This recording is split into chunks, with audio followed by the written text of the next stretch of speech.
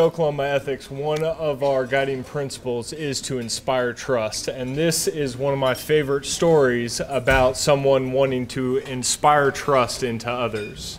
It was December of 1914. The Germans and British armies had been fighting each other for over 5 months in what was the Great War, or what we call now World War I. They had been struggling to outflank each other for months and months and have been engaged in trench warfare for probably 3 to 5 months. Most of the soldiers were tired. They were wet. They were hungry. A lot of them were sick and injured.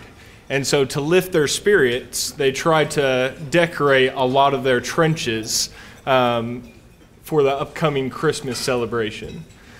Now, when it came to Christmas Eve, the nightfall of Christmas Eve, the British soldiers started hearing the German soldiers singing Christmas carols.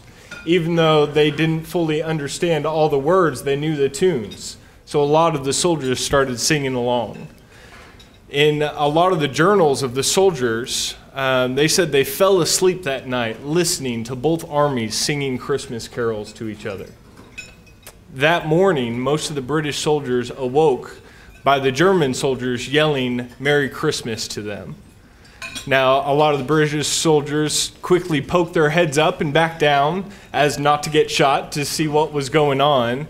And when they saw that no shots were being fired at them, they started yelling Merry Christmas back to the German soldiers. Now, this is where one man decided that he wanted to inspire trust into others. A soldier stood up and put his hands up, dropped his weapon, and started walking towards the opposing army, yelling, Merry Christmas.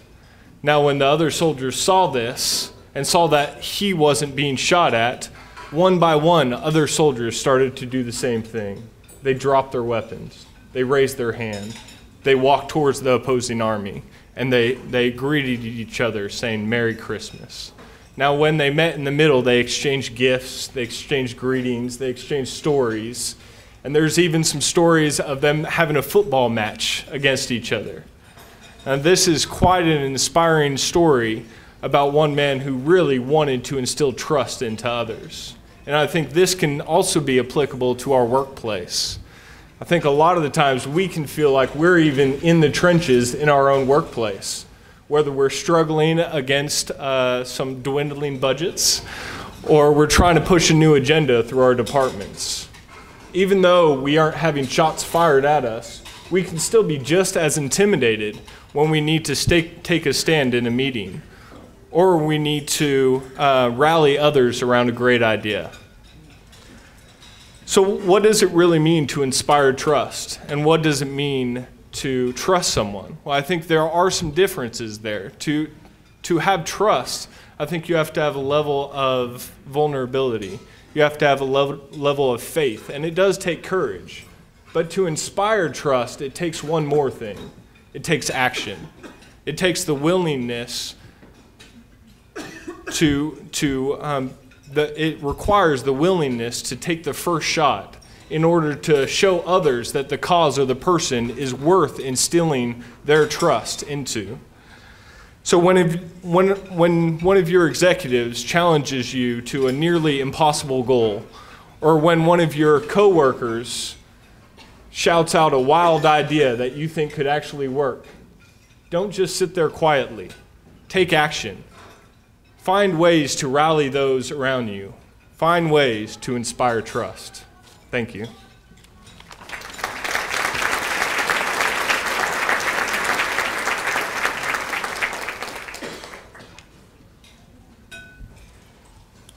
It's outstanding, Daniel. First of all, each of you should have a Post-it packet like this on your table. Please be prepared when the speaker, Commander Gibb, gets up to use that. So distribute that, please, among those at your table.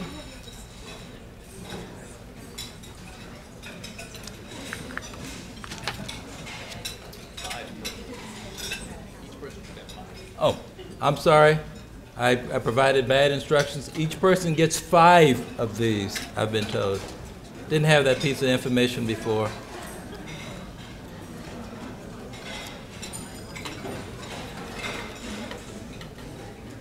Well, it's my pleasure this morning to introduce a fellow Washingtonian. We were both born in Washington, D.C. Commander Arthur Gibb III is a permanent military professor in the Department of Leadership, Ethics, and Law, and he's also the chair of the Department of Leader Development and Research at the United States Naval Academy in Annapolis, Maryland. He is a qualified P-3 patrol plane commander and mission commander with over 2,200 flight hours, and has participated in operations in Europe, Africa, the Middle East, and Latin America. Commander Gibb holds a Ph.D. in International Relations from the University of North Carolina at Chapel Hill. He also holds a master's degree in National Security Studies from Georgetown University and a Bachelor of Science in Political Science from the Naval Academy. He teaches courses in leadership and ethics, and his research interests include leader development, civil-military relations, and the role of the military in U.S. foreign policy. He and his wife, Sarah, live with their 3 children in Annapolis. My pleasure and the pleasure of OK Ethics to introduce Commander Arthur Gibb.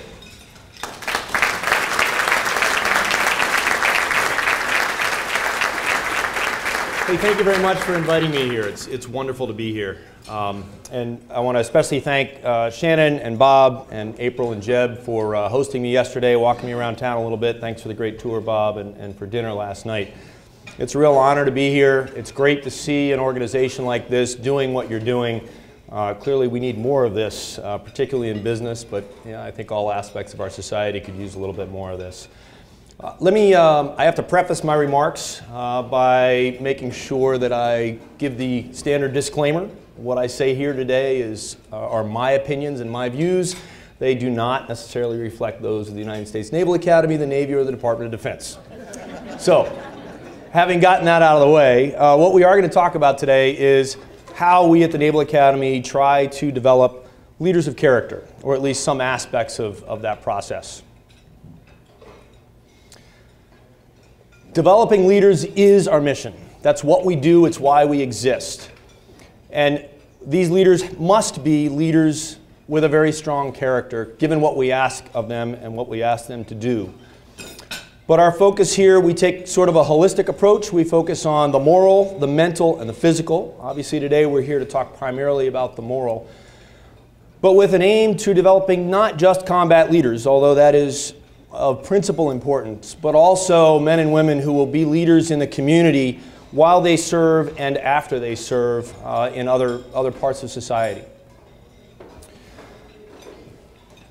But we can't be fooled.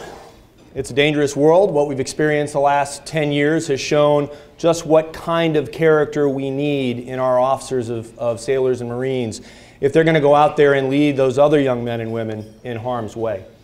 And so we need leaders with extremely strong character. We need not mediocre leadership, not okay leadership, but really good leadership. Our sailors and Marines deserve that, and they deserve nothing less. But what does good leadership look like?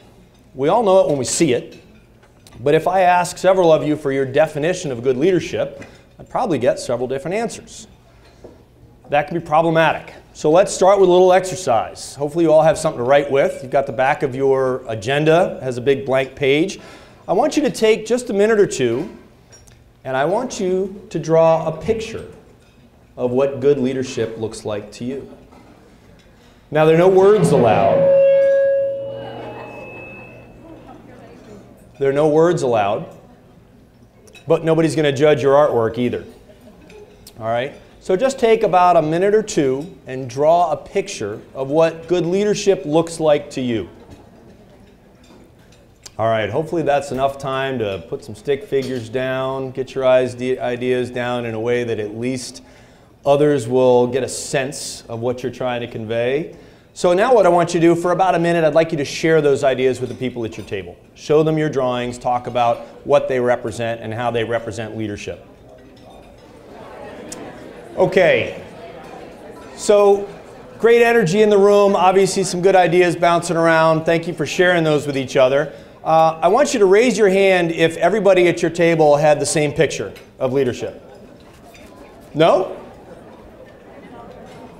And yet most of you are sitting with people you work with and know. You work for the same company. You're all committed to leadership and ethical leadership. And yet all of your ideas on leadership are a little bit different. So what does that mean for your efforts to develop yourself and improve yourself as a good leader? What does that mean for your efforts to develop your subordinates as a good leader? If we're not in agreement on what good leadership is and what good leadership looks like. All right, so maybe that was because I had you do this crazy thing with a picture. Let's try something else. At your table, take about a minute, and I want you to brainstorm together, and I want you to write down as many words as you can think of, and one person can be the scribe. Write down as many words as you can think of that describe the attributes of a good leader. Quantity over quality, as many words as you can get in 60 seconds. You know what leadership looks like. What does it mean to you? Throw the words out there. All right, that's probably a good start. So how many of you got at least 10? Raise your hands. Okay, anybody get 15? 20? Okay, but there are a lot of tables in the room. So I bet if we put all these together, we'd come up with 50, 60, maybe even close to 100 terms. If I gave you a couple more minutes, you'd certainly hit that. So with that many attributes of good leadership, how do we focus on developing all of them? That's a big ask. What if I told you I think that good leaders only need to be two things? Good leaders need to be effective. Good leaders need to be ethical. Okay? Now hopefully I've captured some of the words that you came up with on this concept map. And this is a fun exercise if you've never done something like this with your folks, your team, your subordinates. You can do this on a whiteboard in about 10 minutes. And what this does is takes the terms that you've written down, hopefully I've captured a good number of those, and relates them to those two ideas of being effective or being ethical. And some of them obviously support both. But here's the thing. All those words on the left, we either have those innately or we know how to develop those and we know how to measure those. And as a good leader, you need some of those in combination, but not all of them. All those words on the right, not only are they much harder to measure and much harder to develop, but if we're missing any one of them, and we certainly haven't captured all of them, you're not being ethical. So with that big a target and that many character traits to try and develop, how do we focus our energies to try and develop ethical leaders? We need some kind of a framework to narrow our focus a little bit. The Naval Academy has chosen this. These are the 7 attributes that we want every midshipman to graduate the Naval Academy with. These are attributes that will serve a naval officer well in the fleet. And the attributes of selfless and professional capture most of the ethical piece that we're looking at. The rest of these tend towards the effective. But then we also have what we call the Navy core values of honor, courage, and commitment. So this is how we focus our energies and how we try to use this framework to develop leaders of character. So with that as our target, how do we go about doing that? We focus our efforts in 3 different areas. One is education, the second is through experience, and the third, and this is really only recently, through guided preparation and reflection. So I'm going to talk briefly about each one of those. On the academic side, the Naval Academy has a broad, liberal education with a core curriculum that includes as a part of it a 4-part continuum of leadership courses, which are based largely now in the social sciences. Very different from what I got as a midshipman, graduated in the class of 90. I got sea stories about how great admirals did things, and I just needed to figure out what they did right and follow their lead, right? This is sort of the great man theory of leadership. Figure out the traits that these great men had and emulate them. That doesn't work real well, frankly, and we know a whole lot more now about leadership development. So we have a 4-year continuum. We start the first year, we focus on the individual. We get our young college freshmen, we call them plebes, to start thinking about really who they are and what makes them tick. They take the Myers-Briggs, the MBTI survey most of you are familiar with, a Strengths Finder survey, a Values and Actions survey. It's an introspective look at who they are, what made them that way, what matters to them, and then how they relate to other people. Because leadership is fundamentally about developing relationships of trust and mutual respect. And if you don't understand how people interact and how you interact specifically with other people, you can't do that. So that first year, really we don't spend a whole lot of time talking about what we think of as leadership. It's really focused on better understanding the individual and the basics of fundamental human interaction. The second year is an ethics course, and this is a unique course developed at the Naval Academy, and I think it's very empowering and very effective. It's taught 3 days a week, and on the first day it's taught by a Ph.D. ethicist or philosopher who teaches in lecture, and they cover the theory of the moral philosopher we're covering that day. Kant, Mill, Rawls, Aristotle, theory of natural law, just war theory, a number of others. The other 2 classes that week are taught by senior Naval or Marine Corps officers, commanders, captains, lieutenant colonels, colonels, and they teach a case study approach, asking midshipmen to put themselves in the shoes of officers who have experienced, or enlisted members who have experienced ethical dilemmas in past conflicts. And we use real case studies from fairly contemporary military operations. And we ask them then to tackle the same decision making using the framework of one of these particular schools of philosophical thought. The third year, now we start to really talk about them as young leaders, developing leaders, because as second class midshipmen they are leading those below them and they are preparing to take over leadership of the brigade as first class midshipmen. And so now we start to focus not just on the dyadic relationship between the individual and someone else, but what we call the triarchic relationship between a leader and a follower and a situation. And if you change any one of those 3 variables, the style of leadership that is demanded changes significantly. We continue to talk about things like motivation and goal setting and social influence and group dynamics so that we're infusing their discussions of leadership with basic social sciences and skills and tools that they can actually apply to their role as leaders in the hall. And then the final year we have a course that focuses on the Navy justice system, a little bit on just war theory, and we round all this out with a day-long capstone seminar that tries to bring together all that they've learned about ethical decision making. So this is a fairly broad but fairly focused curriculum, and we do this over 4 years. But as my midshipmen love to tell me frequently and with some derision often, "Sir, I can't learn leadership from a book." And they're right. You can't learn leadership from a book. Leadership must be mastered by doing, but it must be founded on and rooted in a fundamental set of knowledge. So we start with the education.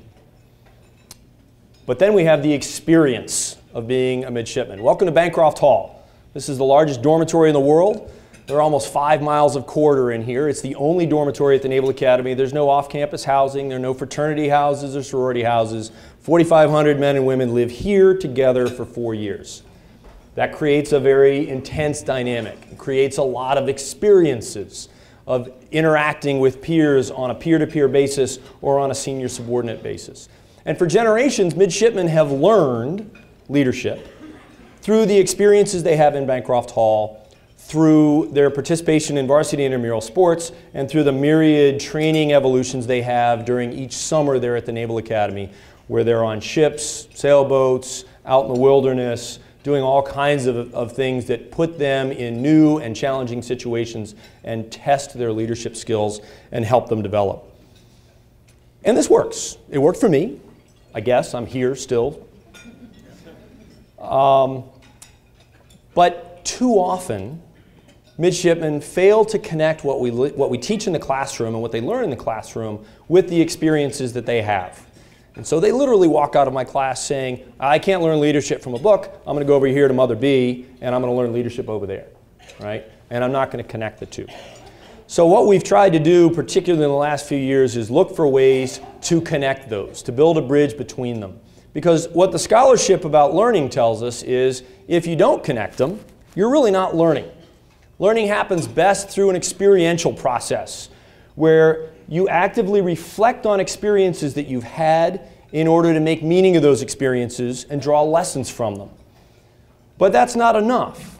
You then need to take those lessons and you need to conceptualize them in a way that helps you draw generalized rules from those lessons that you can apply elsewhere and you can apply to other things in the future. And we do this in the classroom by infusing those with the knowledge and the theory and the concepts of leadership.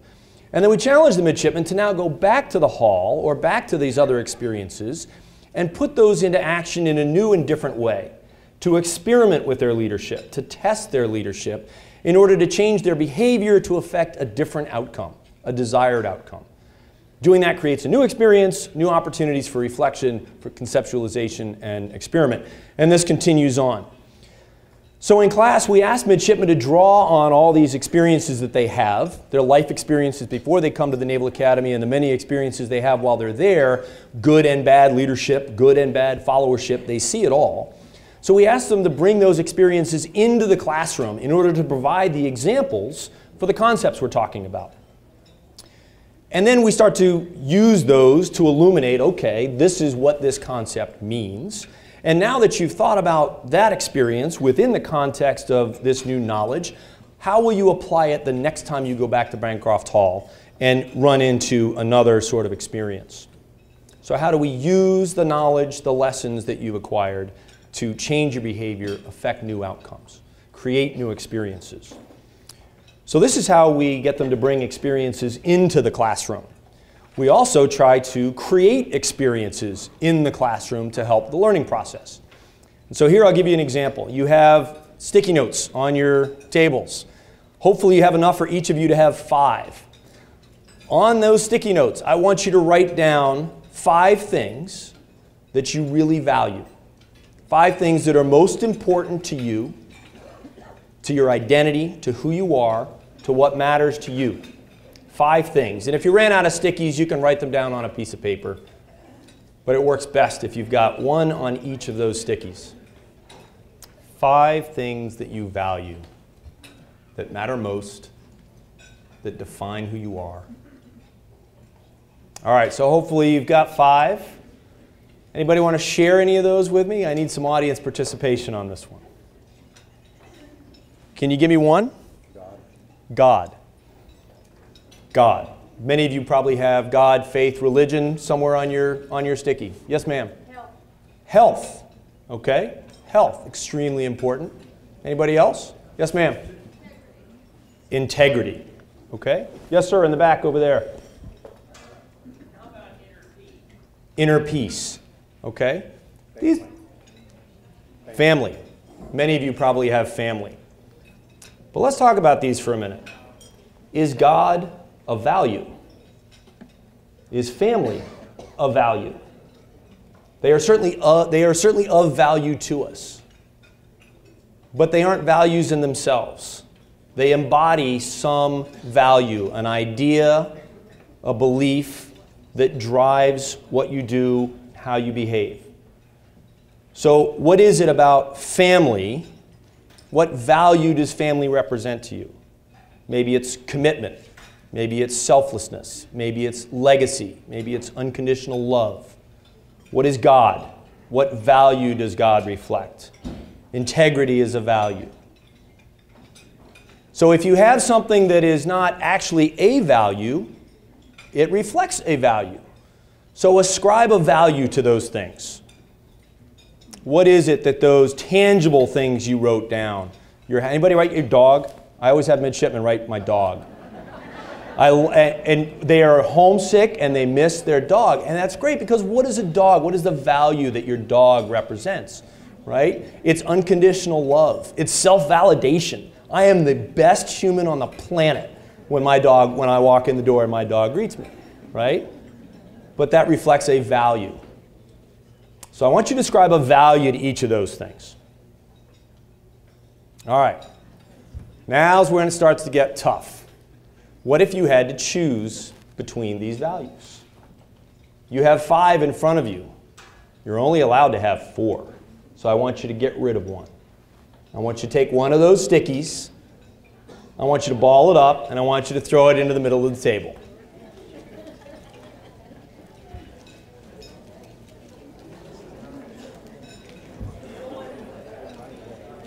What'd you get rid of? What'd you give up? You're still waiting. You got to give up one of them. What'd you give up, sir? Financial independence. You gave up financial independence. You will have health, you'll have your faith, but you're going to live on Skid Row. You're going to be poor. You're not going to come here and have these wonderful meals anymore. All right? What'd you give up, ma'am? You didn't. This is an ethical group. You're cheating. You have to give something up. That's the way the game is played. You gave up your health. You're going to be infirm. You won't be able to go out and do the things that you like to do. You won't be able to be with your children and your grandchildren because you're going to have poor health. Okay? The security that comes with health. Ma'am, you're smiling. What'd you give up? You gave up community leadership. You're going to be a follower. You're a leader in your community. You will no longer be a leader. You will be a follower. You will no longer be able to contribute the same way you do. Right? Is that hard, giving those things up? What if you had to do it again? Go ahead. Tear off another one. Tear off another one. You only get 3. You only get 3. If it was hard giving up that first one, how do you give up another one? What's going? Integrity, loyalty, family. What do you give up now?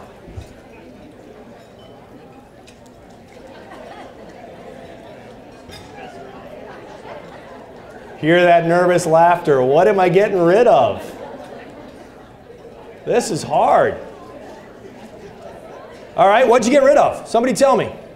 Ma'am, what'd you get rid of? Yes, ma'am.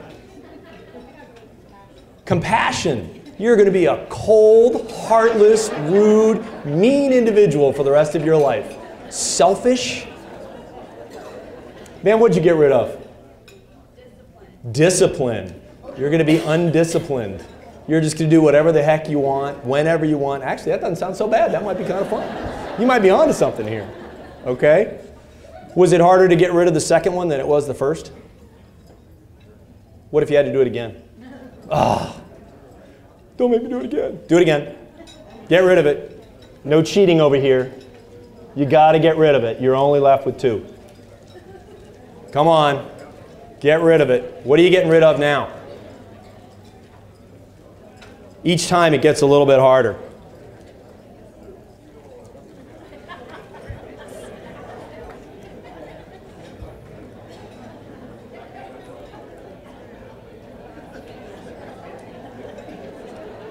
Okay, so what did we just do? What did we just do? We just experienced a values conflict. You had to choose between your values. You had to choose between 2 things that are right and 2 things that matter to you. And by the way, if those things happen to relate to moral behavior, then you just experienced an ethical dilemma. I didn't have to write a definition down. I didn't have to tell you what it was. I didn't teach it to you. You experienced it. And in experiencing it, you understand it better. And in class, we'll follow this up with another exercise where I ask the midshipmen to prioritize among 7 people trapped in a cave filling up with water. And they have a brief description of each one. Who comes out first, who comes out last, and probably dies. And they make that prioritization based on a very short description, which essentially means they're judging these people based on their interpretation of what they read, based on their own values. Then I put them in small groups and say, now you have to come to a consensus on who comes out first and who comes out last. Imagine how that goes. Because now you're experiencing a values conflict with someone else because they value someone or something differently than you do. Do we have to do this in life? We absolutely do. So what do we learn from this? Well, we learn why values are important and why understanding our values and what they are is really important. Values conflicts lead to ethical dilemmas. As officers in the Navy and Marine Corps, we have to resolve those on a regular basis. Values underpin our moral and ethical decision making. If we're not clear on what our values are, how do we make those decisions? And we judge other people based on our values. Is that fair? Is that right? Who are we to do that? Now, I could have asked you to just tell me what your 5 most important values are. I could have had you write those down. We didn't do that. We just went through this cycle. I asked you to reflect on your life experiences, to extract from those the 5 things that are most important to you. And then we conceptualized those as values. And then I played a little experiment on you. I tested your values by making you choose between them, and you experienced that. And it was hard and awkward. And some of you had real trouble choosing between those values. You experienced a values conflict, an ethical dilemma, right? So in doing that, we have heightened the knowledge transformation or the knowledge transfer from a textbook to your brain. I don't have to tell you, I don't have to define for you now what an ethical dilemma or a values conflict are. You get it because you've experienced it. And that experience is now maybe a fairly sharp memory that will carry on with you and that will help inform your choices in the future. And maybe you've thought a little bit more deeply about your values in the process. We did the same thing earlier when we talked about leadership. I could have just said, write down what leadership means to you or write down your ideas on leadership, but instead we shared them with each other, and so you have a shared experience to draw on. And in the process of that, there was probably a little bit of competition at your table. Ooh, I want to get my ideas in here. There was probably some awakening when somebody had an idea that you didn't think of, and you thought, oh yeah, why did I think of that? I do think of leadership that way, right? And maybe you learned something about one of your colleagues that you didn't know before, about their ideas on leadership. So having that shared experience creates knowledge in a way that's much more powerful than reading, studying, or just listening to some guy stand up and talk in front of a podium. All right? So, this is a great segue to the concept of integrity. We heard the word earlier. We use it all the time. We throw it around a lot. How do we define integrity? Anybody want to help me out? Who's got a good definition of integrity, a layman's definition? What does it mean to you? Yes, sir? Who you are when no one's looking. Who you are when no one's looking. Okay? My midshipmen like this one. It's usually the stock answer I get from them. Doing what's right when no one's looking. Yours is a little bit more advanced. Who you are when no one's looking. The problem with a midshipman is usually their problem isn't when nobody's looking. It's when all their peers are around them. Right? It's when everybody's looking that their integrity becomes a problem for them. Anybody got another idea? What's another good definition of integrity? Room full of ethical people. We must have a good definition of integrity.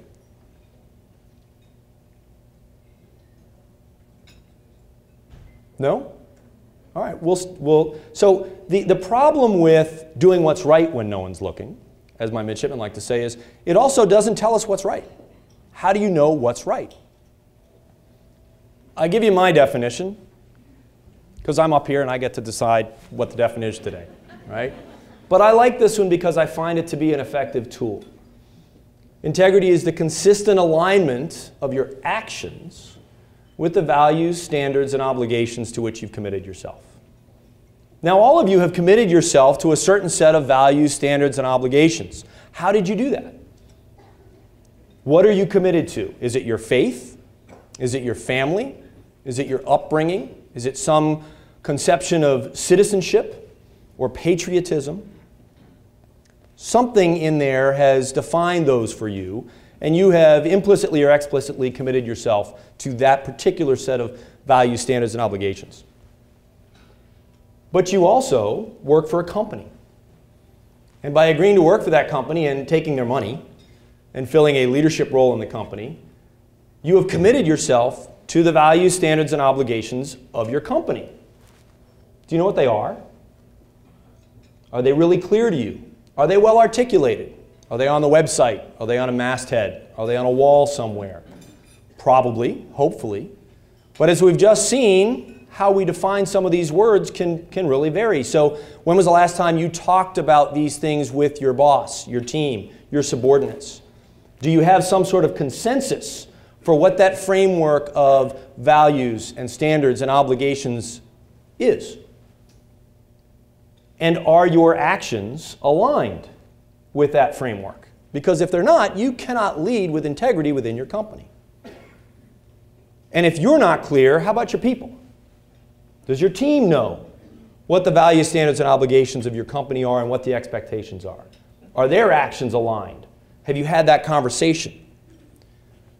We can't simply expect everyone to define integrity the same way that we do and know and understand our companies, or in my case, the Naval Academies and the Navies, values, standards, and obligations. For us, they're enshrined in the Constitution, the Declaration of Independence, our oath of office, midshipman regulations, honor, courage, commitment. So we kind of get that, but we still got to tease it out and talk about that. So in order to really understand these ideas and come to some sort of consensus on what they are, we talk about the importance of experiences. We've talked about how to bring experience to the classroom, how to create experience in the classroom or a boardroom or a lunch or a staff meeting, right? We also create experiences outside the classroom that help midshipmen understand these ideas and develop themselves as leaders of character. Right? We call this experiential leader development. And there are really three parts to this process. First, we have to prime this young, eager leader to do their job, to think about their job before they actually start. And here's the problem. For decades, midshipmen have worked really, really hard for 2 or 3 years to earn some position of responsibility, to become a company commander or a varsity team captain. Right? And they work really hard on it, and then one day they get selected for it, usually in the late spring of their junior year, and then they go off, they celebrate, they have the summer to go train and take some leave and have a good time, and they come back in the fall, and they get all their books, and they get their class schedules, and they show up in front of their company the first day, and they go, oh, I'm in charge. What am I supposed to be doing? Right? They thought about it for 3 years, that that's what I want to do, but they didn't really think about what it meant to be in charge, what it meant to lead, and how they were going to go and do that. So we have to prime them for that. And we do that by getting them to think about, all right, so you got this job, what are you going to do with it? What do you want to accomplish? What are the goals for your unit? What are you going to learn about leadership yourself through this experience? What does success look like? Do you have a vision? Do you have a philosophy? Who are the key leaders that work for you that you're going to rely on to help you lead your unit? Because you're not going to do it by yourself. They haven't thought about these things yet. So we help them think about that. And in doing that, we take the knowledge that we've learned in the classroom and we try to drive that into their thinking about the experience. What are my strengths? What are my weaknesses? What's my personality? How do I interact with people? What have I learned about communication, motivation, goal setting, teamwork, group dynamics that I can bring to bear on this challenge of leading once I now have the mantle of command? And finally, throughout the experience and then at the conclusion of the experience, they need to reflect on it. Go back to that experiential learning cycle. They've got to reflect because it'll be going too fast while they're doing it. And they're going to come out the back end and take a deep breath and go, wow, I learned a lot. Okay, what'd you learn? Let's think about it. Let's write it down. Let's put it in the context of what we studied. And let's start to think about how you're going to use those lessons to change your behavior the next time you're in a leadership role in order to affect the desired outcomes that you're looking for.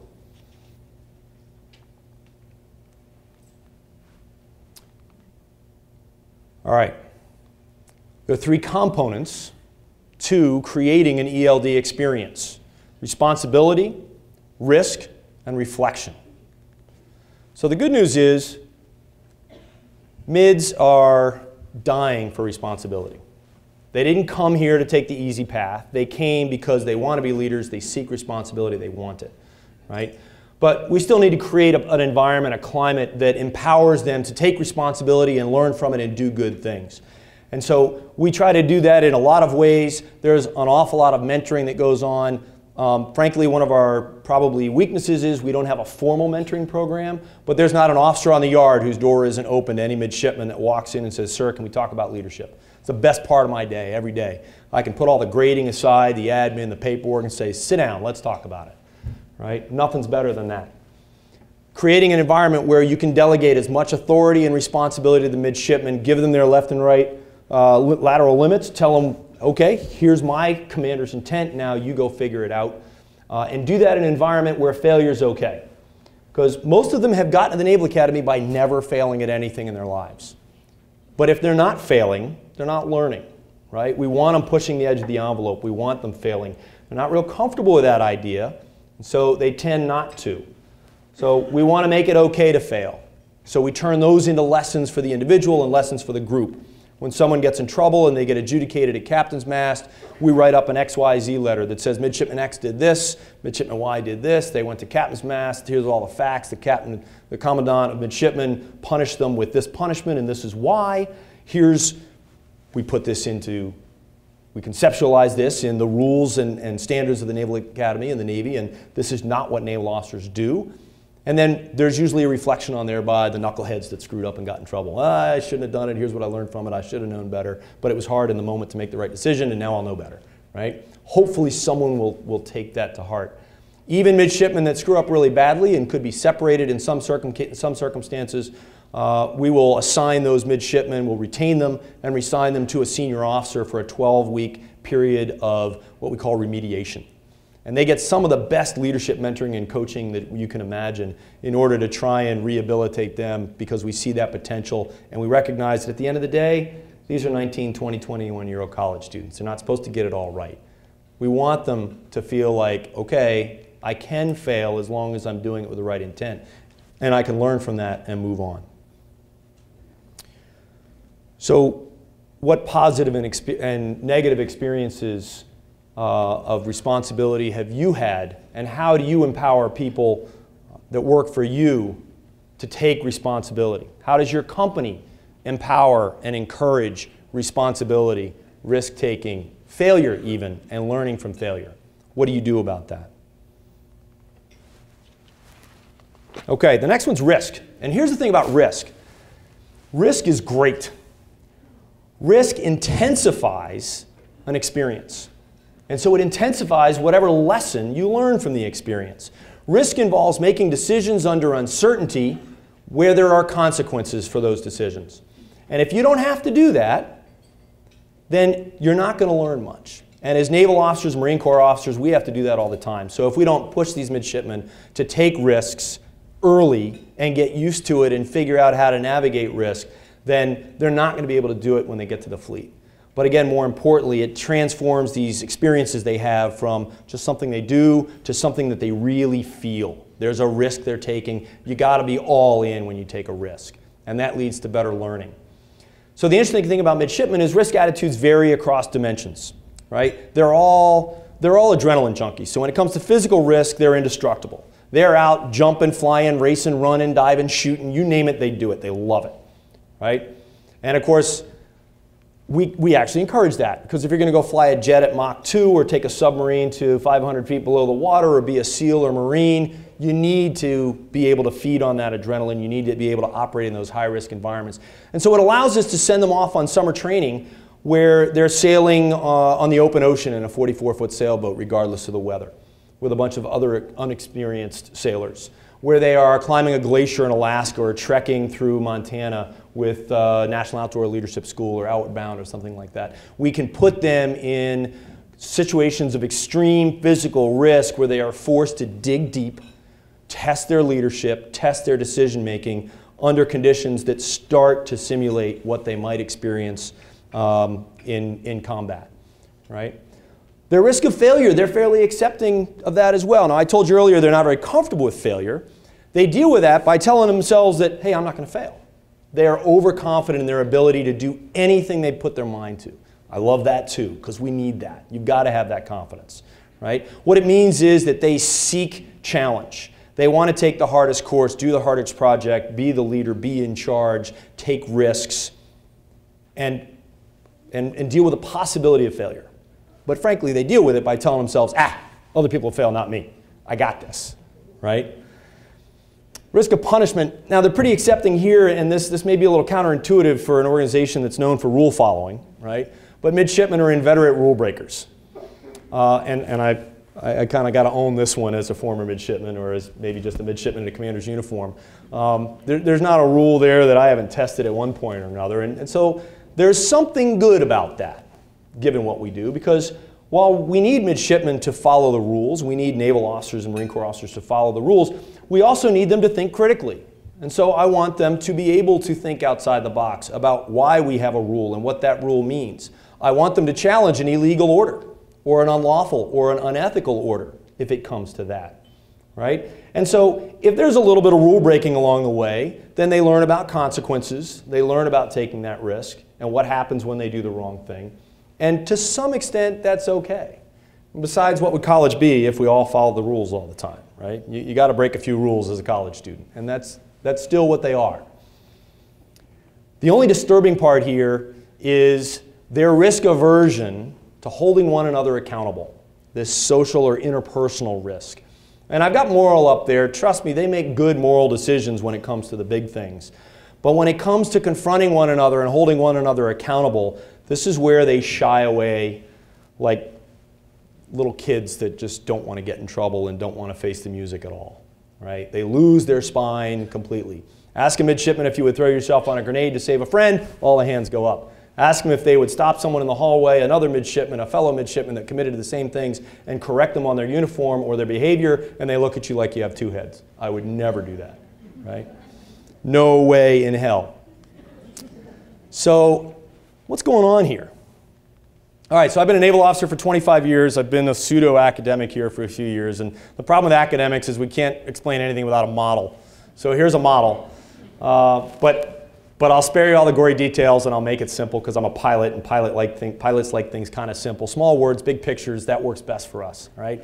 So when it comes to risk and midshipmen, it's a pretty straightforward cost-benefit analysis, right? The safe and easy route generally is pretty boring to them, and that risky path looks really good, right? Now, at the end of the risky path, there's a good outcome and there's a bad outcome. And there's a probability for each of those. And in a midshipman's mind, when it comes to physical risk or risk of failure or success, they see that good outcome, and man, they are just focused on that. And they want the thrill, they want the sense of achievement, they want the recognition, the prestige. That's the good outcome. And in their mind, the probability of that is about 100%. And the bad outcome, well, it might be death or dismemberment or serious physical injury, but that's not going to happen to them because they're indestructible and they're 22 or they're 19, and that happens to other people but not them, right? Now, parents in the room, we know how this changes as we get older, right? First, we get a little bit more responsible and risk-averse for ourselves, and then our kid goes and climbs a 40-foot tree, and all of a sudden, the bad outcome has got a 100% probability in our minds, even though our kid's having the time of their life at the top of that tree. So they'll grow out of some of this, right? But this is kind of what's going on in their mind. They are ignoring, they are downplaying the probability of the bad outcome, regardless of how significant it is, and they're focused on success. However, when it comes to the punishment side of this, the misconduct side, and holding one another accountable, there are a couple disturbing things that come out of this. One is the fact that they describe the better outcome in terms of what they get away with, and the worse outcome only in terms of the conduct system. If I get caught, I get punished. What does that mean? It means I lose some privileges. I got to go stand tall in front of the commandant. That's uncomfortable. But at the end of the day, not a big deal. They don't conceptualize the bad outcome there in terms of either any mark on their integrity or their ethical character, or as something that could risk censure for their peers, because in fact their peers kind of celebrate it. You fought the law and the law won, but man, you're a hero. We love you. That was great. I wish I had done that. Okay?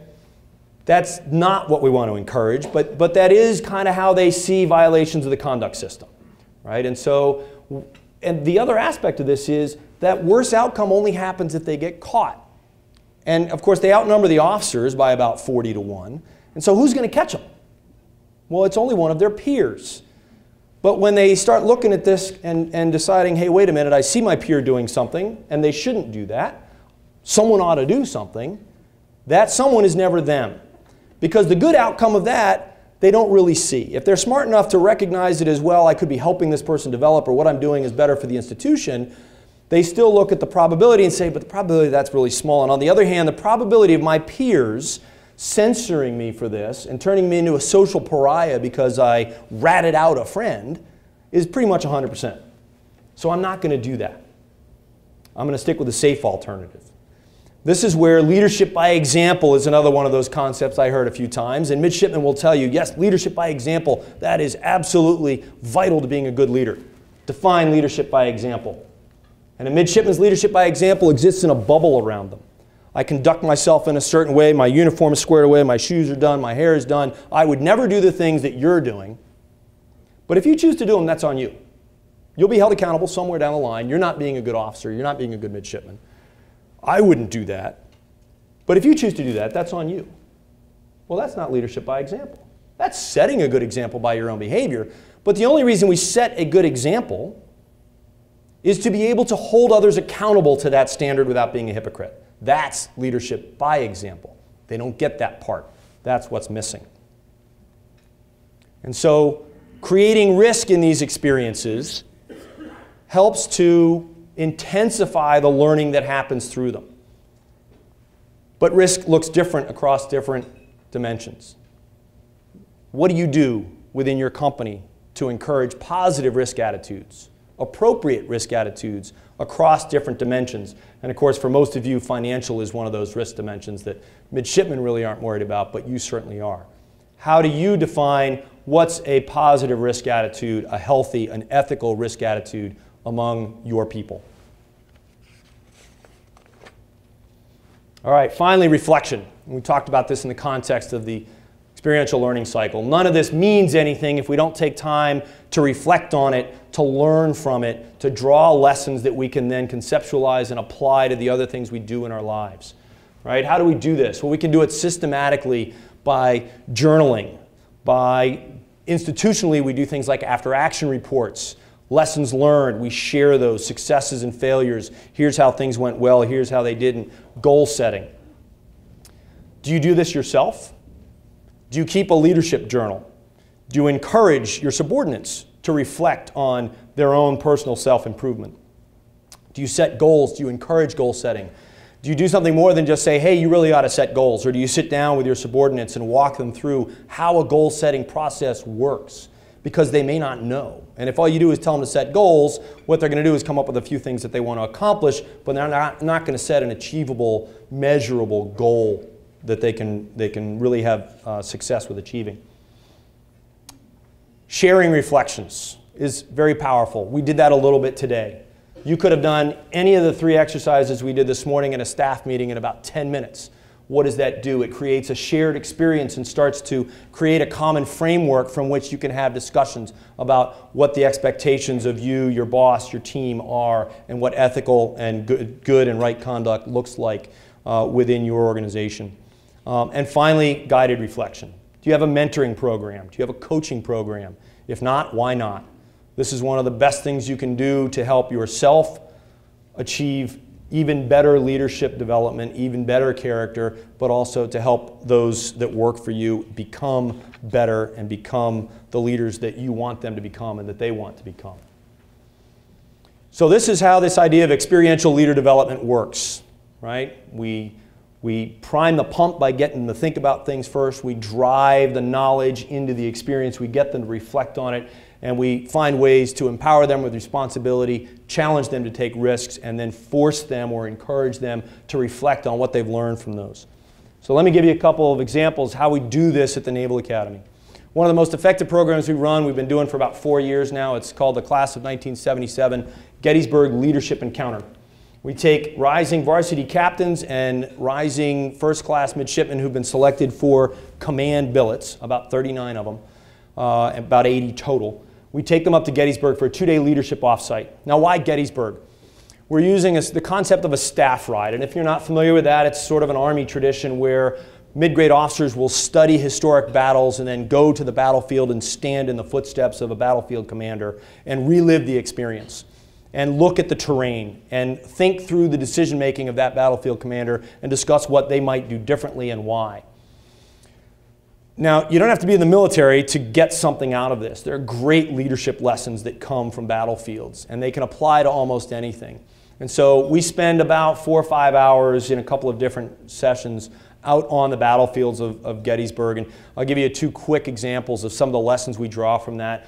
One comes from day 1 of the battle, July 1st, 1863. General Lee tells General Ewell, hey, there is this really key piece of terrain over there. It's called Culp's Hill. It's high, it's tactical, it's strategic. We have to have it.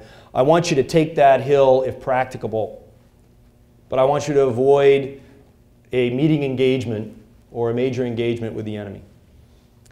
History has held General Ewell at fault for failing to do that, for not recognizing the strategic importance of the hill, for getting over there late, for not mustering his troops and sending them up the hill and taking Culp's Hill. And in many people's opinions, it determined the outcome of the battle.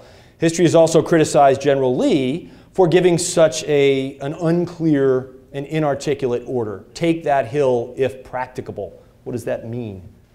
Well, the problem was that for the previous year, General Lee had worked very closely with General Stonewall Jackson, his right-hand man, his most brilliant and audacious general. But General Jackson had been killed just a month before. Lee was used to giving General Jackson these kinds of orders, and they kind of mind melded. They knew exactly what that meant. And Jackson, because he was bold and brilliant and audacious, always pushed the advantage on the enemy. General Lee failed to realize that the situation and the follower had changed. He could no longer give the same kinds of orders to General Ewell that he had given to General Jackson and expect the same outcomes. But there's an even deeper lesson. For the previous year, General Ewell was General Jackson's right-hand man. What if, for the previous 6 to 12 months, every time General Jackson received an order from General Lee, he read it and then handed it to General Ewell and said, what do you think he wants us to do? What do you think we should do to fulfill this order? General Jackson, as brilliant as battlefield commander as he was, failed to mentor his subordinate leaders. So when he was no longer there, the person that stepped up to fill his shoes wasn't ready for command in the same relationship with the commanding general. A second example is the Pennsylvania Monument, which is the largest monument on the battlefield. And if you go to that monument, you'll see that the name of every single member of the Pennsylvania regiment who served at Gettysburg is inscribed on this monument. But if you get up close, you'll see that a number of those names are scratched out. Someone has come up to this national monument and marred it and erased those names physically from the monument. What happened? The battle began on the 1st of July. That meant payday was the day before. So we have really good records of who was at the battle because they showed up and got their pay on the 30th of June. The monument was based on those rolls. If you got paid on the 30th, you were at the battle, your name went on the roll. But when they erected the monument, and the people who were actually at the battle came back, they recognized the names of people who left after they got their money. That happened in those days. And so if you had been there on payday and then left and you weren't actually there, your name did not deserve to be on the monument. And so your peers scratched it off and erased you from history. What is your legacy at your company? When you're gone, will they point to your name and say, she really contributed to the mission here. She made things happen. I want to be like that. Or will they say, that guy was never really on the team. I don't even want to think of that guy as being a part of who we are and what we do, and erase you from the corporate memory of your organization. So what do we get from this? The midshipmen get an increased understanding of the mission and responsibility they're about to undertake as commanders. They're empowered by a network of peers because that peer pressure that works against them so hard, they now have this cohort of about 80 other midshipmen that look and think and believe the way they do and have shared that. And so they have this experience that they can build on. We've reflected deeply on the experiences they've had to date, on the experiences of the battlefield, and on what's expected of them and what they want to achieve, and they turn that into a command vision and a command philosophy that articulates to everybody around them exactly what their expectations are, exactly what good leadership looks like and what good followership looks like. And they leave there with greater confidence to lead and with excitement and energy and enthusiasm.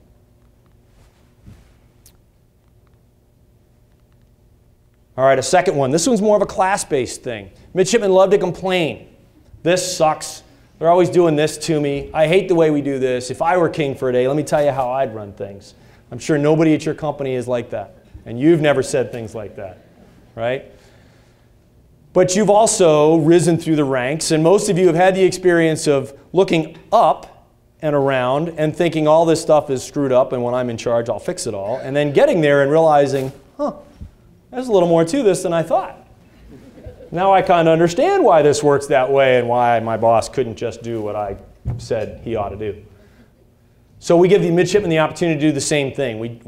In class, we assign them to small teams. We ask them to come up with a proposal for change, something that will change the process of leader development at the Naval Academy, and then we send them out to research what that's really going to look like. So they've got to go talk to stakeholders. They survey their peers. They really research this. They get into the nuts and bolts of how the existing system works and how their change might do it differently and better. And then they come back and they write that up as a presentation. We incorporate some reflection, some peer evaluation and assessment, some guided reflection by the instructor.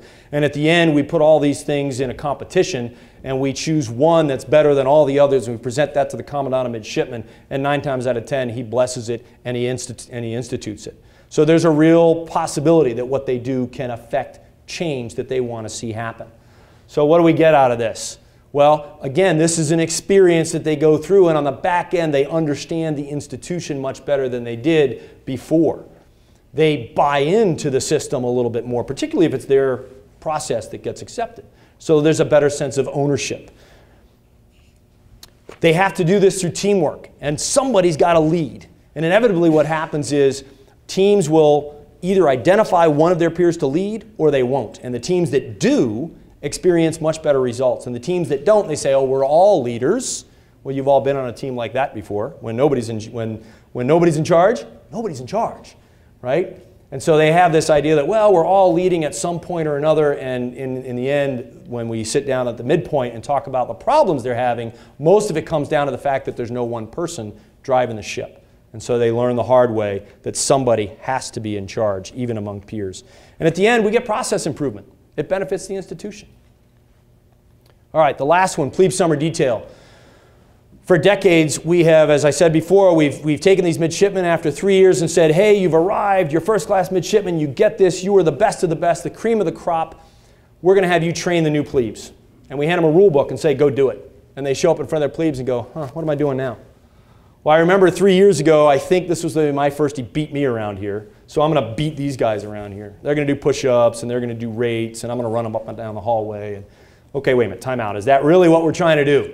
Okay, you all saw Platoon, and you saw, Full Metal Jacket, and you've experienced, so this is sort of this kind of indoctrination phase, but that's not leadership development, and that's not what we want them to do. So we ask them 3 questions in a series of 3 seminars, 3-hour seminars. Number 1, what is your mission? Why are you doing detail? What is it you're supposed to do? What does the commandant expect of you? Right? And most of them get the fact they're supposed to develop the plebes, and we talk about what that really means. Most of them miss the fact that they're supposed to develop their own leadership through this experience. And so we get them to focus in on that. How will you improve as a leader by being put in this leadership role? Number 2, the nuts and bolts. Lots of things are scheduled, but then you've got this other stuff called gray space. What do you do in that gray space? Do you beat on your plebes the way your upper class beat on you?